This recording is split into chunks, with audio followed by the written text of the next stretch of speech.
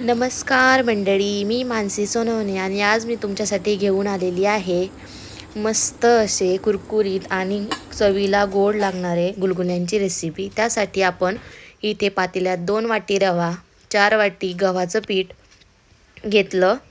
त्यानंतर गॅसवर आपल्याला अर्ध पातेलं पाणी आणि 2 वाटी गूळ टाकून घ्यायचा आहे। याचा सुद्धा आपल्याला पाक करून घ्यायचा आहे। तर जोवर याचा पाक होतोय तोवर आता आपण पीठ आणि रवा मिक्स करून घेणार आहोत पातेल्यातला।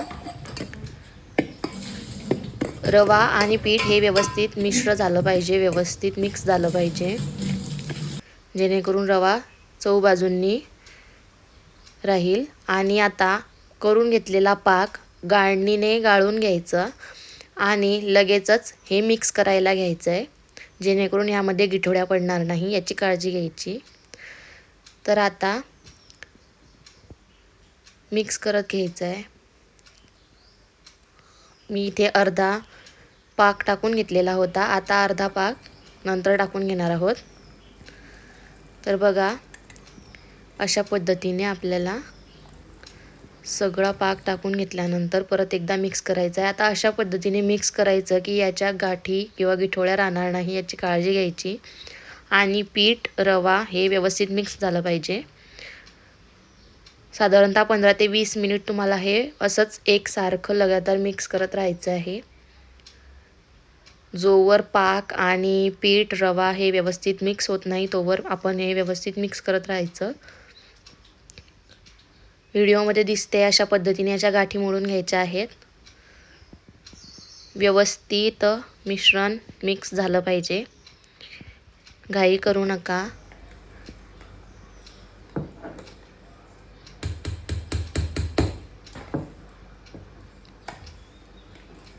आता हे मिक्स झाल्यानंतर आपल्याला हे मिश्रण 2 ते 3 तासांसाठी असंच ठेवायचं आहे, जेणेकरून रवा व्यवस्थित फुलेल आणि पीठ सुद्धा व्यवस्थित मुरेल गुळाच्या पाकात। आता हे आपण झाकण ठेवून 2 ते 3 तास असंच ठेवणार आहोत। तुमच्याकडे याला काय म्हणतात हे मला कमेंटमध्ये नक्की सांगा आणि तुम्ही कुठून माझा व्हिडिओ बघत आहात हे सुद्धा नक्की सांगा। आता असं पीठ मिक्स झालं की मग झाकण ठेवून 2 ते 3 तास ठेवायचं। 2 ते 3 तासांनंतर तेल छान असं गरम करून घेतलं, गॅसची फ्लेम कमी करायची आणि यामध्ये आता गुलगुले आपल्याला तळून घ्यायचे आहेत। तर बघा, तुम्ही लांब किंवा गोलाकार जसं तुम्हाला आकार आवडत असेल तसं तुम्ही टाकू शकता। तर इथे मी गोल आकाराचे गुलगुले टाकून घेणार आहे।